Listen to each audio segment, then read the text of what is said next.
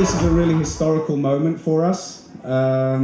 So thank you for so many people for coming from all over the world. I think today we have now up to about 300 people who've registered for the event. As I said in the New Vrindavan one, our mission in New Vrindavan was to find a mission statement. And here I think actually this is much more about just connecting the European communities, because we're very spread apart and there's language barriers, geographical barriers. In America there's a history of 20 years of reunions, whereas here I know they have the Italian one, sometimes the Swedish one, but nothing that really says this is Europe. And because we're such small communities, we need to come together in a large group to feel that weight, that mass.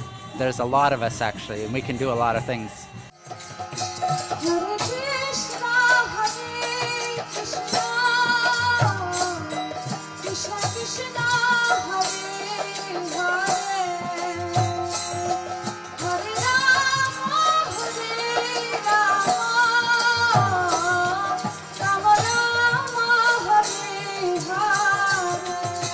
It's hard to explain. It's a really great feeling being surrounded by you, by the Hare Krishnas, and like wake up with bhajams and go to sleep with bhajams. And yesterday we had our own nightclub scene, and it was so much fun.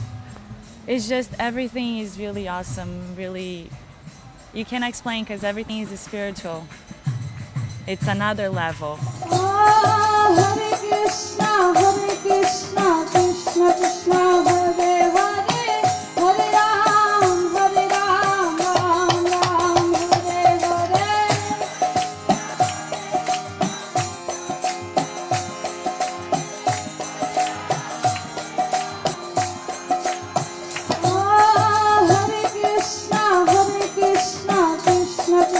I think that by having these Kulimelas, we're stepping up and showing what we can do, that we are organized, that we can provide a lot to to ourselves and also to the world. I think the next step is how to reach out to the world in our preaching, and just our being unified and getting together inspires other people. They see the power and the happiness that we all have, and they want to experience that too. So.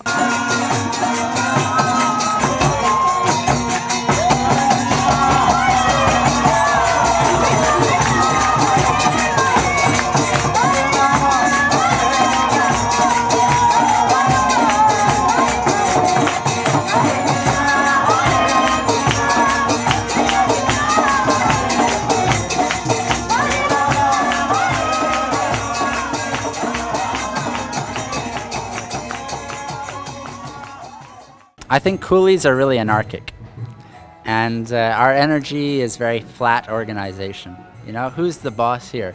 I'm not the boss.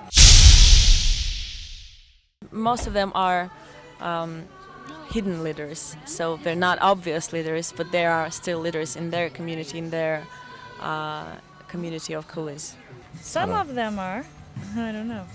Little gurus? Hare Krishna, Hare Krishna, Krishna Krishna, Hare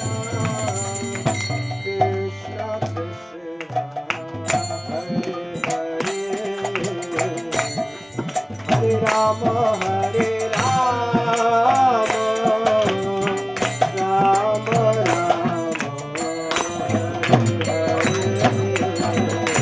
Rama, Hare Krishna, Hare Krishna, Krishna Hare Hare, Hare Rama, Hare Rama, Rama Hare Hare. That's the person. I may come back to us as someone's replacement. Okay. We don't want to take the opportunity from service. Not from other people. Okay, you'll start.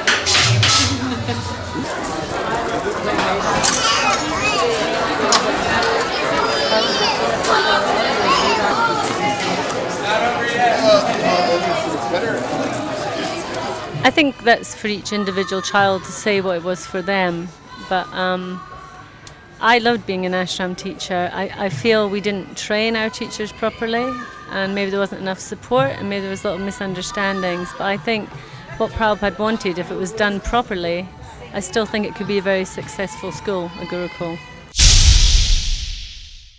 Well, definitely young people are the future, and I suppose in some ways the problem is the idea of Gurukul versus another type of education, that it has to be really one or the other. I'm certainly not an educational expert in terms of teaching children, but I definitely know that my experience of really getting out to see the world rather than it being hidden from us as children, that was really beneficial.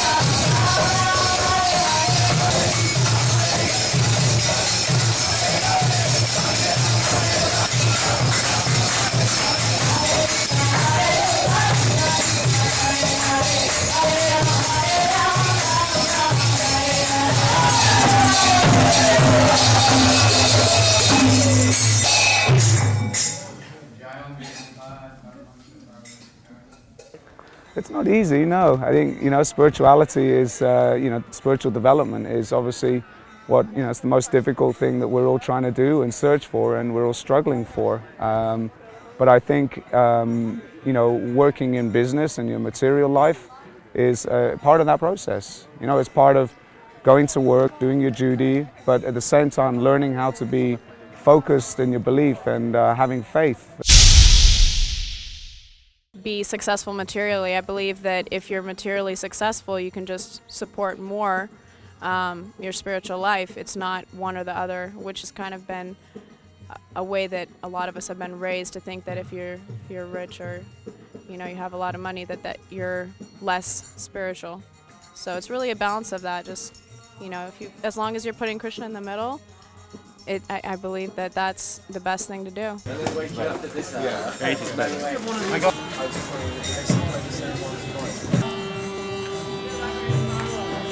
That's a very good question, and that's where the subconscious is coming back in again, because ultimately speaking, we do believe in cause and effect.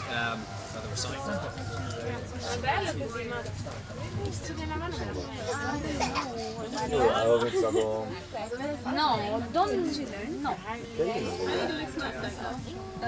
You do really But good. it's kind of instead of this.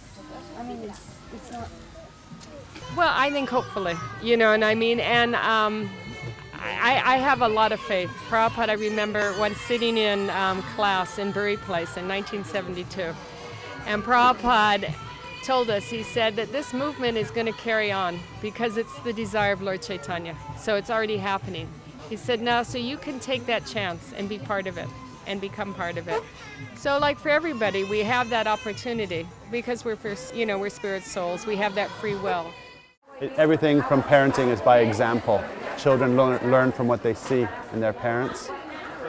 And if we show them a good example of integrating Krishna into our life in a balanced, intelligent way, then they will pick that up and they will live a good life like that and change the world by that, by showing an example to the others. It's already happening to some extent, and it will happen more. I think so. I think that our children will grow up hopefully more balanced than we grew up even, because they'll have a more balanced society, I think. ISKCON in the early days, in the last so many years, has found it difficult to find that balance,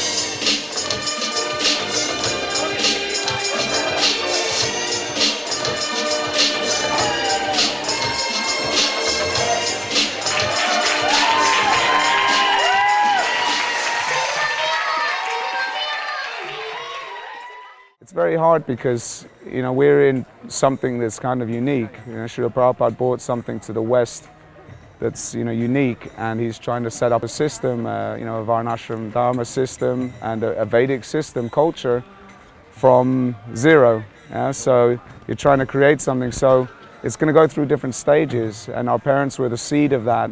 Perhaps it was difficult for them also to, let's say, integrate into the outside world and outside community.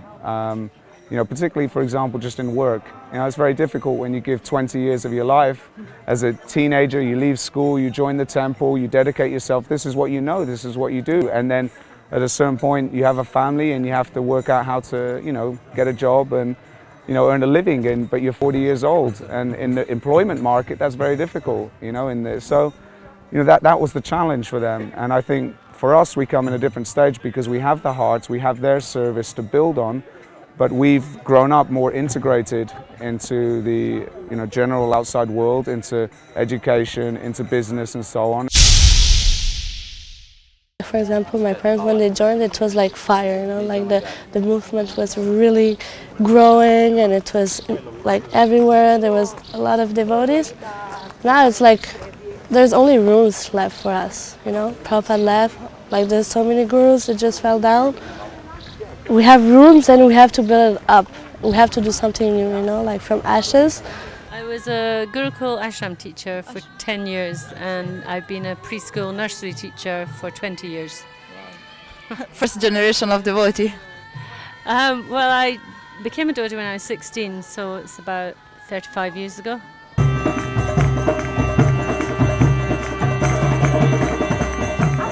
The community. Community, because our community is already about this congregational chanting. So as long, you know, if we only kept everyone who became interested in this Hare Krishna movement, we would be huge. But actually we lose too many people, even amongst our youth. Traveling to all the cities, and we put on performances in theaters, at university auditoriums, in between the festivals, so spreading Krishna consciousness somehow. Connect with whatever your inspiration, whatever service that you feel connects you the most with Krishna, and go for it.